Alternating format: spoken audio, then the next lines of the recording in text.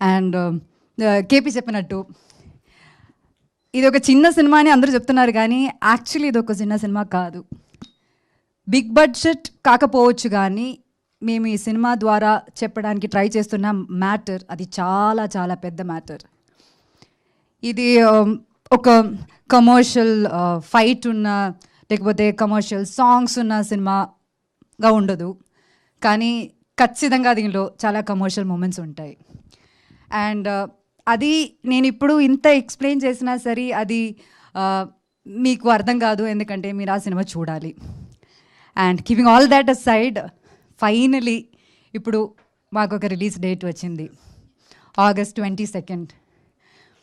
We feel blessed and happy, కానీ దానికన్నా mostly we feel so relieved.